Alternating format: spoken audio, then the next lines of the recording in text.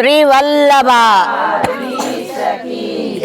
गिरिराज श्याम सुंदर श्री अमने श्री गुसाई जी परम गोकुल नाथ की जय दाव दयाल की जय श्री नवनीत प्रिया लाल अपने माथे विराजता सेव्य स्वरूप की बधाई वैष्णव ने जाजा करीन जैसे जय आज उत्तम दिवस નીકળ્યા ત્યારે જયા એકાદશી હતી. જયા એકાદશી એટલે શું? ગુસાઈજીએ કોઈ જેનો હાથ પકડવા તૈયાર નહોતું, કોઈ જેનો ઉદ્ધાર કરવા તૈયાર નહોતું, કોઈ જેને સ્પર્શ કરવા તૈયાર નહોતા, એવા હતીત પતિતનું જુઓ તમે પ્રગટ પ્રમાણ. કેટલા જણાએ આ બધું સાંભળ્યું જ નથી સાંભળ્યું, બરાબર? તો હતીત પતિત એવા પ્રેત હતા ને જેને 33 કરોડ દેવતા પણ એમાંથી ઉદ્ધાર કરવા સમર્થ નહોતા. ત્યારે ગુસાઈજીના શરણે આવ્યા અને એના દિવ્ય દ્રષ્ટિથી દિવ્ય ચરણામૃતથી તતત એમાંથીને દિવ્ય પુરુષ પ્રગટ થયા અને ઉપર ગયા અને કીધું કે આજે અબજો જન્મોથી અમે પ્રેત હતા, અમારો ઉદ્ધાર કોઈએ ન કર્યો, આપે કર્યો. આપની જય હો જય હો જય હો. તો એકાદશી નામ શું પડ્યું? જયા એકાદશી. વધુ વિવરણ નથી કરતી, મેં કહી દીધું છે. એટલે હવે આજે છે પૂનમ. આખા વર્ષમાં 40 દિવસ હોળીના, 10 દિવસ વસંતના, 10 ફાગના, 10 ધમારના અને 10 હોળીના. એમાં 10 વસંતના પૂરા થયા. 10 દિવસ સુધી વસંત રાગ જ ઠાકોરજીમાં આવે, બીજો કોઈ રાગ ગવાય નહીં. આજે વસંત રાગ છૂટો થયો. આજે અમુક રાગ ગવાય પાછા, બિહાગ ને એ બધા જે વર્ણન કર્યું છે અને એની આલાપચારી હોય. આજે નંદ બાવાને ત્યાં ઠાકોરજીને પહેલી હોળી હતી એટલે ગામની બહાર પાદરમાં વાજિંત્રો લીધા ને ઢોલ લીધા ને ઢમામા લીધા ને મૃદંગ લીધા ને ઝાંઝ લીધા ને પખાવજ લીધા અને પૂજન કરવા માટેનું બધું લઈ અને હોળીનું દંડારોપણ આજે કર્યું. શું કર્યું? દંડારોપણ. હવે જો આપણા કેવા નસીબ સારા કે આપણા ગામના પાદરમાં જ બેઠા છીએ. છે કે નહીં મારા વાલા? મને એક ભગવદીય કહીને ગયા, એ કે બેન અહીંયા થોડી વાર સત્સંગ કરો. એટલે મેં કીધું હવે બધા વયા ગયા. તો મારા મિસ્ટર કે કાંઈ નહીં, આપણે 3 તો છીએ પણ 3માંથી 13 થતા વાર લાગે નહીં. અને તમારે બધાને મોડું થતું હોય તોય જાજો. એનું કારણ છે કે અહીંનું જે વાતાવરણ છે, આ કુંડ છે, બહુલા કુંડ છે. સામે બહુલા ગાયના દર્શન કર્યા, બહુલા બિહારીના કર્યા, બહુલા ગાયના વંશની ગાય આજે પણ ત્યાં છે, દર્શન કરજો. મહાપ્રભુજીના બેઠકજી છે, બરાબર? તો અહીંનું જે મહાત્મ્ય છે તે છે આજે હોળી દંડારોપણ. આજથી ને ઠાકોરજીને ફગવા ઘણા ઘરોમાં ધરાવાય અને ઘણા ઘરોમાં શ્રીનાથજીના પાટોત્સવથી ધરાવાય. આજથી પિચકારીને પોટલી ચાલુ થાય. અત્યાર સુધી સૂક્ષ્મ ખેલ હોય, અત્યાર સુધી પિચકારી કે કાંઈ આવે નહીં. એનું કારણ શું છે? જેમ જેમ હોળી આગળ વધે, આપણે ઘરે તમે જો ઘરમાં રમતા હોય તો થોડું, પછી બેનપણી આવે એટલે વધુ, પછી બહાર જઈને હલ્લા કરવાનું હોય ત્યારે ચાલુ પડી જાય. એમ આ બધી રીત આપણી પાસે ઠાકોરજીથી આવી છે. તો આજે દંડારોપણ, આજથી ફગવાની શરૂઆત, આજથી વસંત રાગ છૂટો થયો. હવે આ બહુલાવનની લીલા, બહુલાવનની અનેક લીલા છે પણ એમાંથીને જે મુખ્ય લીલા છે એનું વર્ણન એટલે કરીશ કે આપણે બધાએ વારંવાર વ્રજમાં આવી શકતા નથી. જો આપણે વ્રજના મહાત્મ્ય સમજીએ તો પછી આપણને આની અંદર જે આવ્યા હોઈએ પછી જાણ્યા પછી જે આનંદ આવે એવો આનંદ એમને જાણ્યા વિના આવે નહીં. તો હવે આપણે બહુલાવન, અહીંયા નિકુંજ લીલા એ છે કે ઠાકોરજીને પરકિયા ગોપી કોણ હતા? ચંદ્રાવલીજી, જે બીજાને પરણેલા હોય. પરકિયા કોને કહેવાય? જે બીજાને પરણેલા હોય અને પ્રભુને પતિ માનતા હોય. એ કોણ હતા? ચંદ્રાવલીજી. અને સ્વકિયા કોણ? રાધાજી. એ પ્રભુ સિવાય ક્યારેય એમને બીજો કોઈ વિચાર આવ્યો નથી. એટલે રાધાજી સ્વકિયા અને ચંદ્રાવલીજી પરકિયા. હવે ચંદ્રાવલીજીને ઠાકોરજીનો એટલો બધો વિરહ થાય, એટલો બધો વિરહ થાય કે ચંદ્રાવલીજીએ વિચાર કર્યો કે હમણાંથી પ્રભુ મળ્યા નથી, હમણાં આલિંગન નથી થયું, રંભન નહીં, પરિરંભન નહીં, ચુંબન લઈ, હમણાં મારા બેડલા નથી ચડાવ્યા, હમણાં મારી પીઠ નથી ચોળી, હમણાં મને વેણુનાદ કરીને બોલાવી નથી, હમણાં મારા ઘરે માખણ ચોરી કરવા નથી આવ્યા, હમણાં ક્યાંય મને રસ્તામાં નથી મળ્યા. તો એટલો બધો પ્રભુનો વિરહ થયો, એટલો બધો પ્રભુનો વિરહ થયો અને એમને સમાચાર મળ્યા કે પ્રભુ બૌલાવનમાં બિરાજે છે. તો અહીંયા આવ્યા. ક્યાં આવ્યા? તો ઠાકોરજી ચંદ્રાવલીજીને દૂરથી આવતા જોયા, એમનું રૂપ ને સૌંદર્ય ને જુઓ. ચંદ્રાવલીજીના ભાવથી 5 દિવસ કોઈ પણ ઉત્સવ હોય તો વચ્ચેના 5 દિવસમાં ઝરીના વસ્ત્ર આવે. શેના વસ્ત્ર આવે? ઝરીને. હવે ઝરીમાં ઝગમગ થાય કે નહીં? તો ચંદ્રાવલીજીનું રૂપ કેવું હતું? ઝગમગ થાય. આપણે અમારા કાંઠિયાવાડમાં પેલા લગ્નમાં ગીત ગાતા હતા, ઊંચા ઊંચા બંગલા ચણાવો એમાં રાજની બારી મેલાવો રે વીરો મારો જગમગ જગમગ.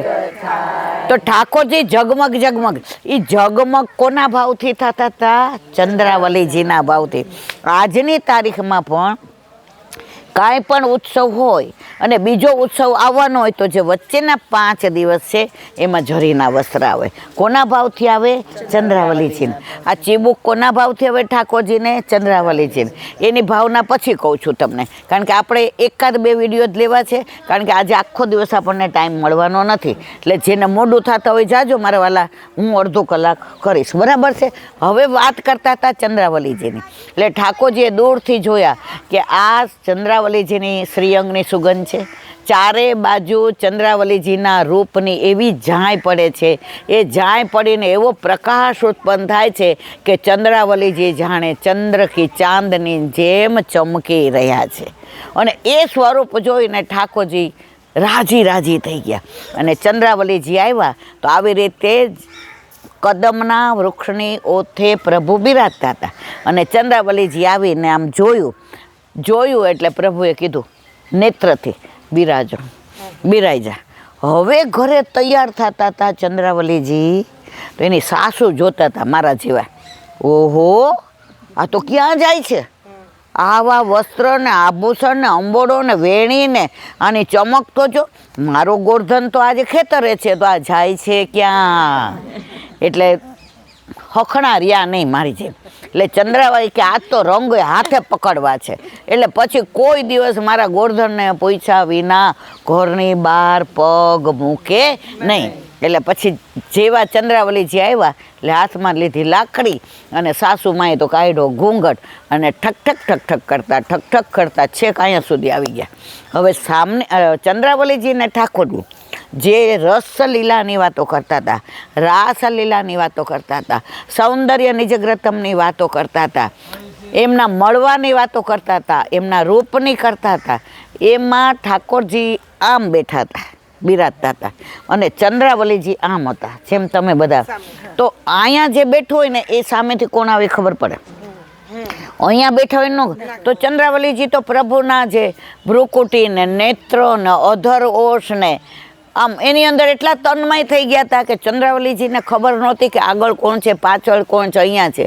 ઠાકોરજી તો પરમ ચતુર સુજાન, દૂરથી માજીને આવતા જોઈ આમ ઘૂંઘટ કરને અબ માલુમ ભયો. તો દૂરથી જોયું તો ઠાકોરજી કે ઓ આ માજી મારી ચંદા ના જે છોડશે નહીં.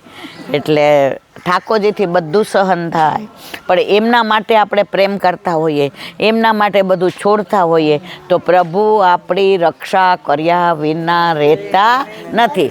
તો ઠાકોરજીએ શું કર્યું? પોતે સિંહ બની ગયા. ઠાકોરજીમાંથી શું બની ગયા?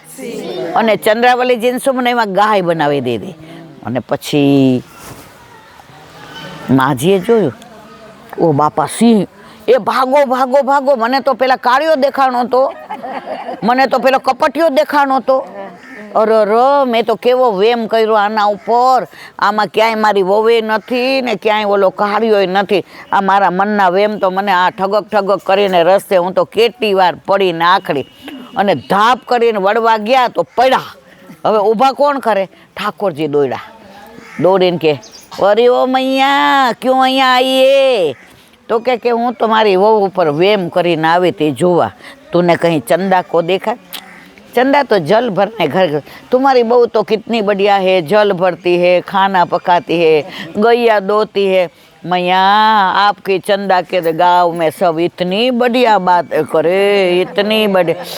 अरे सासू के मन तो કેટલી પાપ પડશે, હું કેટલા વેમ કરું. અને ઊભા કર્યા, ચલ મૈયા છોડ જાઓ. નહીં બેટા થોડે તક, ઠાકોરજી થોડે સુધી મૂકી આવ્યા. પાછા આવ્યા તો પાછા ગાયમાંથી ચંદ્રાવલીજી થઈ ગયા અને ઠાકોરજી સિંહમાંથી પાછા ઠાકોરજી થઈ ગયા. હવે એનું સંધાન વલ્લભની લીલામાં આવશે. સાંભળવું છે ને? હવે એની વલ્લભ, હવે બહુલા નામની ગાય હતી. એટલે ગાયો ચરાવવા વાળો ઓલો લઈ જાય તો બહુલા ગાય નવી બ્યા હતી, એટલે એનું બછરું ઘરે હતું અને એ ચરવા જતી હતી. તો ગાયો ચરીને આવતી હતી તો ઓલી જે નવી વિયાયેલી હતી ને, તો એના આંચળમાં આટલા દૂધ ભરાઈ ગયા હતા. કોની? બહુલા ગાયની. અને રસ્તામાં સિંહ મળ્યો. જો અહીંયા સિંહને ગાય, અહીંયા સિંહને ગાય. હવે જોજો બધાય, ન સમજાય તો પૂછજો. આ લીલા બહુ જ સુંદર છે. હવે સિંહ રસ્તામાં મળ્યો, બધી ગાયને જવા દીધી અને બહુલા ગાયને રોકી, ઊભી રહે, તું તો રૂષ્ટપુષ્ટ છો, તે તો તારી હમણાં જ બછરાને બ્યાયું છે અને તારા આંચળમાં તો આટલા થાન ભરેલા છે. હું તને ખાઈ જાય, હું તને આજે નહીં, કાલે નહીં, ક્યારેય છોડીશ નહીં, એમ કરીને સિંહ તરાપ મારવા જાય છે ના ઉપર.